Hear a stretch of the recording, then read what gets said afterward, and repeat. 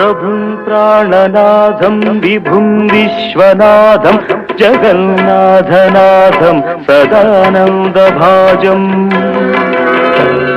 भवद्भव्यभूतेश्वरं भूतनाथं शिवं शङ्करं शम्भुमीशानमीडे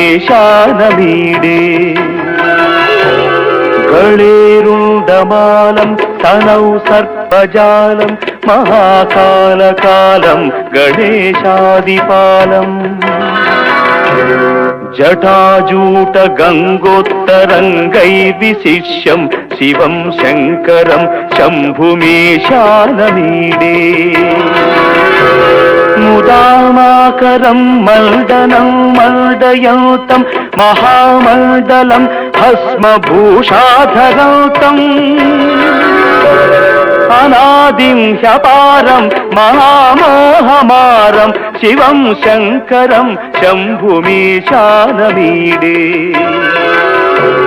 वटाधोनिवासं महाट्टाट्टहासं महापापनाशं सदा सुप्रकाशम् गिरीशं गणेशं सुरेशं महेशं शिवं शङ्करं शम्भुमीशानमीडे गिरीन्द्रात्मजा सङ्गृहीतार्थदेहं गिरौ संस्थितं सर्वदा सन्निगेहम् परब्रह्म ब्रह्मादिभिर्वन्द्यमानं शिवं शङ्करं शम्भुमीशानमीडे कपालं त्रिशूलं कराभ्यां दधानं पदाम्भोजनं राय कामं दधानम् बलिवर्धयानं सुराणां प्रधानं शिवं शङ्करं शम्भुमीशानमीडे शरच्चन्द्रगात्रं गणानन्दपात्रं त्रिनेत्रं पवित्रं धनेशस्य मित्रम् अपर्णाकळत्रं सदा सच्चरित्रं शिवं शङ्करं शम्भुमीशानमीडे हरं सर्पहारं चिताभूविहारं भवं वेदसारं सदा निर्विकारम् श्मशाने वसन्तं मनोजं दहन्तं शिवं शङ्करं शम्भुमीशानमीडे स्वयं यः प्रभाते नरः शूलपाणिः पठेत् स्तोत्ररत्नं त्विह प्राप्य रत्नम् सुपुत्रं सुजानं सुमित्रं कळत्रं विचित्रै समाराध्य मोक्षं प्रयाति।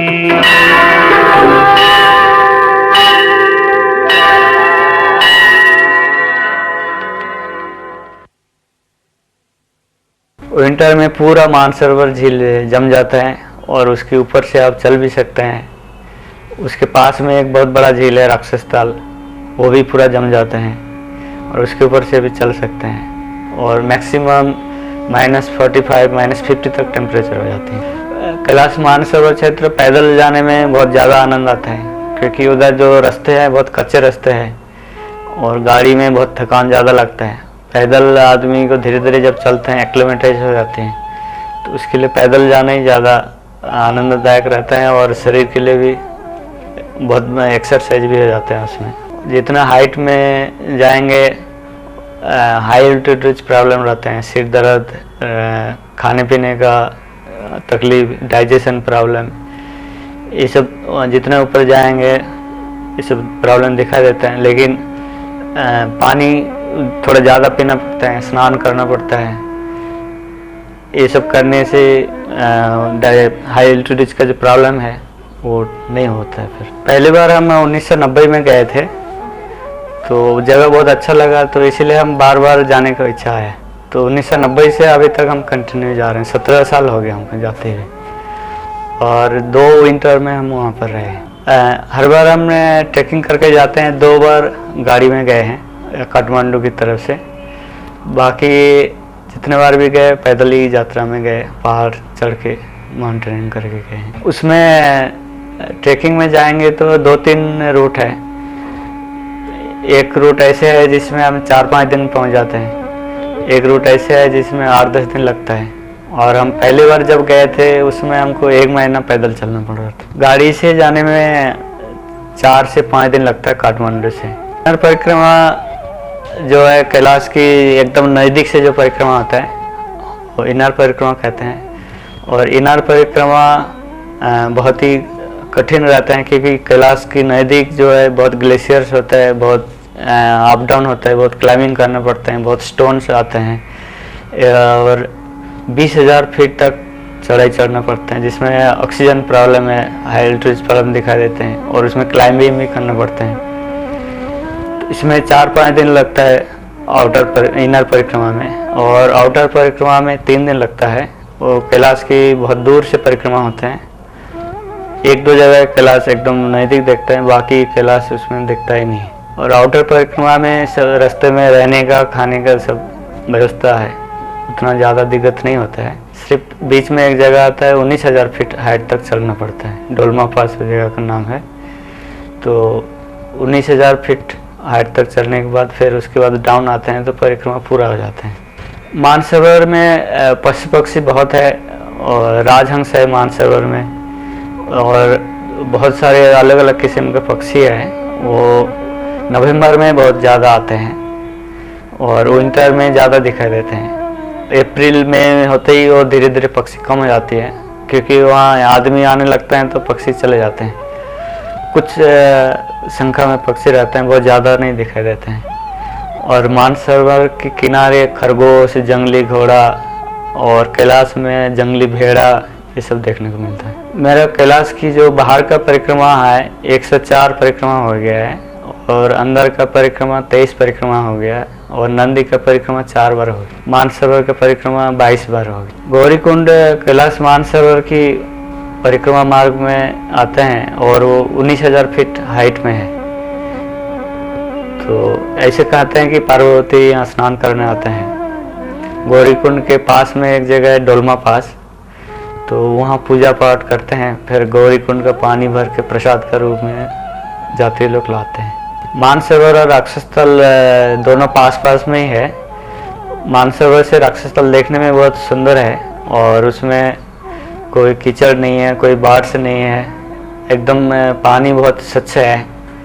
लेकिन उसमें यात्री लोग स्नान वान नहीं करते हैं, इसलिए वो साफ़ सुथरा है। और मानसरोवर में बहुत यात्री साफ करते हैं, इसमें बहुत सारे पक्षी आते हैं, अंदर मछली भी है और किनारे दलदली कीचड़ भी रहते हैं। और इसमें मानसरोवर में घंटों 1-2 घंटे के अंदर अंदर कलर चेंज होता है। इसमें कभी बादल आते हैं तो अलग कलर हो जाते हैं, कभी हवा चलते हैं अलग कलर हो जाते हैं। सनराइज सनसेट भी बहुत अच्छा दिखता है मानसरोवर। नंदी परिक्रमा बहुत ही कठिन परिक्रमा है, और जैसे हम शिव मंदिर में जाते हैं सामने नंदी दिखाई देते हैं, तो कैलाश पर्वत के सामने एक पर्वत है जो नंदी पर्वत है।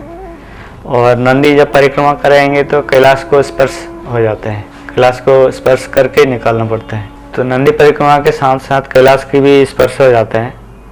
और नंदी परिक्रमा 20,000 फीट हाइट तक चलना पड़ता है और बहुत कठिन परिक्रमा है। टेम्परेचर कैलाश में जून जुलाई अगस्त जो है +5 से 20 डिग्री तक रहते हैं, और नवंबर अक्टूबर में फिर ठंडा शुरू हो जाता है। अक्टूबर से ठंडा 0 डिग्री से शुरू हो जाता है, फिर धीरे धीरे बढ़ने लगता है। विंटर में -50 तक -60 तक हो जाता है विंटर टाइम। मेडिटेशन मतलब ध्यान है। तो मानसरोवर जब जम जाता है, पूरा फ्रीज हो जाता है, और उसमें जो लहर की आवाज़ वगैरह आता है सब बंद हो जाता है, एकदम शांत हो जाता है, और पक्षी भी सब उड़ के चले जाते हैं। ऊपर से बर्फ ढकने से लगता है कि पूरा सफ़ेद हो जाता है। तो उसी समय लगता है कि मानसरोवर ध्यानस्थ हो गया, समाधि में चले गए एकदम, क्योंकि चारों ओर एकदम शांत वातावरण होते हैं, बिल्कुल कोई आवाज़ नहीं आता है। तो मन जैसे शांत होने से एकदम शीतल हो जाता है। तो मानसरोवर भी ऐसे ही समाधि चले गए लगता है। विंटर में जो राक्षसस्थल है मानसरोवर से ज़्यादा मजबूती में है। विंटर टाइम में जो मानसरोवर से ज़्यादा राक्षसस्थल ज़्यादा मजबूती में जम जाते हैं, और उसके ऊपर से आसानी से क्रॉस किया जा सकता है। बीच में एक आइलैंड है राक्षस ताल के, उस आइलैंड में भी जा सकते हैं जमने के बाद। और उस आइलैंड से चारों ओर को दृश्य बहुत ही मनोरम रहता है। सुमेरु पर्वत जो कैलाश पर्वत है, चारों ओर से शिवलिंग का शेप में बना हुआ है और 3 से 4 हज़ार फीट तक एकदम सीधा है। पूरा हिमालय के बीच में ये मेरू की तरफ बैठा हुआ है, इसीलिए इसको सुमेरु पर्वत कहते हैं। जैसे माला में मेरू होता है, पूरा हिमालय जो रेंज है उसके बीच में और ऊपर एकदम माला के मेरू की तरफ दिखता है, इसलिए इसको सुमेरु कहा जा सकता है। हिमालय में जब सारा बर्फ़ से ढक जाता है, चारों ओर पूरे सफ़ेद ही सफ़ेद हो जाती है, तो लगता है कि हिमालय भी एकदम समाधि में चले गए हैं। शुरू में जब हम 1990 में कैलाश मानसरोवर यात्रा गए थे, तो उस समय 200 भारतीय यात्री जाता था हर साल। धीरे धीरे चाइना और इंडिया गवर्नमेंट का रिलेशन अच्छा होने से अभी प्राइवेट से भी खोल दिया है और काठमांडू के थ्रू भी बहुत आदमी कैलाश मानसरोवर यात्रा जाते हैं। एक साल में 5-6 हज़ार आदमी कैलाश मानसरोवर यात्रा करते हैं। सेफ्टी के लिए खाने पीने का ध्यान देना पड़ता है, जैसे शरीर तबीयत खराब ना हो जाए। तिब्बत जो है पठार क्षेत्र है, वहाँ कोई सुविधा नहीं है, तो सारे सामान अपने साथ में ले जाना पड़ता है। मेडिकल किट वगैरह जो है पूरा साथ में ले जाना पड़ता है। शुरू में जब हम कैलाश मानसरोवर गए थे तो वहाँ कोई पॉल्यूशन नहीं था, चारों ओर एकदम साफ सुथरे थे, कोई सिंथेटिक गंदगी नहीं दिखता था। लेकिन धीरे धीरे यात्री जितना बढ़ रहा है, वहाँ पॉल्यूशन इतना बढ़ रहा है और मानसरोवर का पानी भी प्रदूषित नज़र आते हैं। चारों ओर बड़े बड़े बिल्डिंग भी बन गए हैं, यात्री बहुत आते हैं, गंदा बहुत करते हैं। कैलाश परिक्रमा के लिए बेस कैंप जो है कैलाश का दार्चेन है। दार्चेन से तारपोचे तक गाड़ी में जा सकते हैं। कोई कोई आदमी पैदल भी जाते हैं, जिसका थोड़ा जल्दी पहुंचना है कि आराम से जाना होता है, दारपोचे तक पहुंच सकता है। फिर दारपोचे से 15 किलोमीटर है डेरापुक। डेरापुक में रात को रुकने के लिए गेस्ट हाउस है, वहाँ रुक सकते हैं। और कैलाश जो है सबसे नज़दीक डेरापुक से दिखता है। डेरापुक के बाद 20 किलोमीटर है जंगजुतुलपुक। तो बीच में एक डोलमा पास आता है, 19,000 फीट हाइट, उसको क्रॉस करके जुतुलपुक पहुँचते हैं। जुतुलपुक से 10 किलोमीटर फिर तारचेन आके पहुँच जाते हैं। तो 5 किलोमीटर तक गाड़ी का रास्ता है और 5 किलोमीटर पैदल। 5 किलोमीटर पैदल आके कोई कोई गाड़ी में भी आते हैं, कोई कोई पैदल भी आ जाते हैं। तो परिक्रमा पूरा आ जाता है कैलाश की। और मानसरोवर परिक्रमा इंडियन यात्री लोग बहुत कम करते हैं, क्योंकि मानसरोवर जो है लगभग 100 किलोमीटर से ऊपर है और इसमें एक दिन में 30-40 किलोमीटर चलना पड़ता है। तो तेज़ धूप लगता है, ठंडे हवा लगता है, तो आदमी को बहुत कठिन होता है 4-5 दिन में परिक्रमा करना। तो इसलिए आजकल मानसरोवर के किनारे किनारे गाड़ी चलते हैं, ज़्यादातर आदमी गाड़ी से परिक्रमा करते हैं। पहले आदमी पैदल परिक्रमा करते थे, वो भी आधा परिक्रमा करते थे, क्योंकि आधा जो रास्ता है उसमें बड़े बड़े नदी आता है, गहरा नदी है, बीच में दलदली हिस्सा भी आता है, तो चलना संभव नहीं हो पाता था। पहले आधा पैदल करते थे, आधा गाड़ी में करते थे। आजकल पूरा गाड़ी में करने के लिए व्यवस्था है, पूरा मानसरोवर परिक्रमा गाड़ी में हो जाते हैं। खाने पीने के लिए जो तीर्थ यात्री जाते हैं उनको सारे खाने पीने के सामान यहाँ से ले जाना पड़ता है, क्योंकि वहाँ इंडियन खाना नहीं मिलता है, वहाँ ज़्यादातर चाइनीज़ खाना मिलता है और नॉन वेज रहता है। तो इंडियन खाने में हाई एल्टीट्यूड में स्टोमक प्रॉब्लम बहुत जल्दी हो जाती है, तो सिंपल फूड खाना चाहिए। दाल चावल रोटी सब्जी सिंपल फूड खाना पड़ता है और वो स्वास्थ्य के लिए ठीक रहता है। कैलाश मानसरोवर में हम तो गुफा में रहते थे, हमको गुफा ही अच्छा लगता है, तो गुफा के बाहर हर समय मानसरोवर की जो प्राकृतिक सौंदर्यता बहुत दिखता था।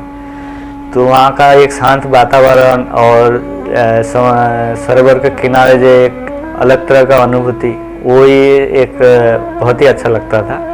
बाकी वहाँ कोई चीज़ प्राकृतिक सौंदर्यता के अलावा वहाँ और कोई चीज़ देखने के लिए नहीं है।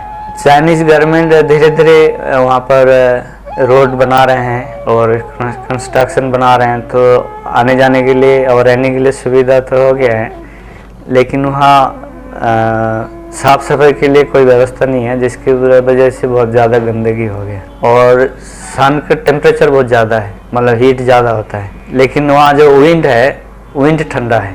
विंड ठंडा होने के कारण टेम्परेचर नहीं लगता है। जहाँ विंड नहीं है वहाँ जाएंगे तो बहुत ज़्यादा गर्म लगता है, तो प्लास्टिक भी पिघल जाता है। सनराइज और सनसेट बहुत अच्छा दिखता है, क्योंकि वहाँ पोल्यूशन नहीं है और एकदम आसमान भी बहुत नीला दिखता है, ब्लू स्काई दिखता है। और मानसरोवर में सूरज उदय के जब रिफ्लेक्शन पड़ता है वो बहुत ही सुंदर दिखाई देते हैं। और दोपहर में जब धूप तेज हो जाते हैं तो बहुत गर्म लगता है। लेकिन जहाँ हवा होगा वहाँ गर्म नहीं लगेगा, क्योंकि हवा बहुत ठंडा है। और जहाँ धूप होगा, हवा नहीं होगा, वहाँ बहुत ही तेज़ धूप लगता है, ऐसे तक कि प्लास्टिक भी पिघल जाता है, क्योंकि वो पॉल्यूशन ना होने के कारण धूप एकदम तेज़ी से आता है। धूप की चश्मा यूज करना वहाँ ज़रूरी है, नहीं तो आँख भी खराब हो सकता है। मानसरोवर जो कैलाश है मेडिटेशन के लिए बहुत अच्छा जगह है, क्योंकि जो ध्यान है, ध्यान के लिए एकाग्रता और एकांतता जरूरी है। तो मानसरोवर ऐसे एक जगह है जहाँ एकांतता है, और वहाँ जाने से एकाग्रता बनता है, और एकाग्रता से ध्यान का स्थिति बनता है। ध्यान ऐसी एक चीज़ है कि आदमी को साधन भजन में और आध्यात्मिक जीवन में कि सांसारिक जीवन में बहुत महत्वपूर्ण चीज़ है ध्यान। ध्यान करने से मानसिक रूप से, शारीरिक रूप से बहुत ही शांति मिलता है। ध्यान हर आदमी के लिए एक अमूल्य चीज़ है। मानसरोवर की प्राकृतिक सुंदरता बहुत ही अच्छा है, और अलग अलग साइड से अलग अलग तरह का दिखता है। और उसमें 4 दिशा में 4 मंदिर है, और वो हिंदू मंदिर नहीं है, बुद्धिस्ट मंदिर है, उसको गुम्पा कहते हैं। सिरालुम गुम्पा है, टुगु गुम्पा है, और गुसल गुम्पा है, चिव गुम्पा है। 4 दिशा में 4 गुम्पा है, और वहाँ रहने के लिए जगह भी है। और मानसरोवर का खासियत ये है कि हर थोड़ा देर में उसका मानसरोवर का कलर चेंज होता है, और वो अलग अलग तरह का दिखता है। प्रकृति अलग अलग कलर चेंज करते हैं, और वहाँ अलग अलग मौसम में, बरसात के मौसम में है, गर्मी के मौसम में, सब मौसम में अलग अलग तरह का अनुभव होता है। तो बहुत ही मनोरम दृश्य है वहाँ का। जो प्रकृति प्रेमी है उसके लिए मानसरोवर से और अच्छा जगह और दुनिया में कहीं नहीं मिलेगा। जो कैलाश मानसरोवर क्षेत्र है वो स्वयं भगवान की निवास स्थान है। जो देवादिदेव महादेव है वो भगवान के निवास स्थल है। तो वहाँ जाने से मेरे को ये लगा कि आदमी को शांति से रहना चाहिए, और दूसरे को भी शांति से रहने का मौका देना चाहिए। आदमी के अंदर एक प्रवृत्ति होता है दूसरे में तंग करने के, और तंग करके जो खुशी मिलता है वो खुशी जो है अच्छा नहीं है। अपने को शांति से रहना चाहिए, दूसरे को भी शांति से रहने का मौका देना चाहिए। मेरा लिखा हुआ जो एक किताब है sumeruparvat.com, तो बहुत जाति लोग हमको कहते थे अब इतने साल यहाँ रहे हैं तो कैलाश मानसरोवर के बारे में आप आदमी को मैसेज दीजिए, जिसके कारण हमने एक बुक लिखा है। बुक का नाम है सुमेरु पर्वत। और सुमेरु पर्वत की जो 12 साल हमारा जो एक्सपीरियंस है सारे इस बुक में है। विंटर में कैसे रहता है, गर्मी में कैसे रहता है, क्या टेम्परेचर रहता है, वहाँ का केमिकल एनालिसिस क्या है, मानसरोवर में और अक्षस्थाल में क्या क्या डिफरेंस है, मानसरोवर में क्यों स्नान करते हैं, अक्षस्थाल में क्यों नहीं स्नान करते हैं, उसका केमिकल एनालिसिस करके सारे निष्कर्ष निकाला है। और वहाँ का जो पत्थर मिट्टी सबको केमिकल एनालिसिस करके सब ये बुक में दिया हुआ है। जो क्या क्या कारण है, यहाँ का वातावरण इतना सुंदर है और यहाँ जाने से शरीर के लिए फायदाकारी है। हर क्लाइमेट में कैसे मौसम रहता है, क्या टेम्परेचर रहता है, कितना बारिश होता है, वहाँ पशु पक्षी कैसे है, पूरा जानकारी इस बुक में है। और ये जाति लोग ही हमको रिक्वेस्ट करते थे कि हम लोग इतने दूर से आते हैं और यहाँ कोई है ही नहीं बोलने के लिए, समझाने के लिए, तो आप इसके बारे में कुछ कीजिए। तो मैं तभी इस बुक का खुद ही फोटोग्राफ्स किया है और खुद ही लिखा है और खुद ही पब्लिश किया है, क्योंकि हर आदमी को जानकारी मिले कैलाश मानसरोवर क्या है, क्योंकि ये हमारा हिंदू धर्म की सबसे बड़ा पवित्र तीर्थ स्थान है। तो जब कैलाश जाने वाला आदमी 50-60 हज़ार रुपया खर्चा करके जाते हैं और वहाँ के बारे में कुछ जानकारी नहीं मिलता है तो उनको बहुत दुख होता है।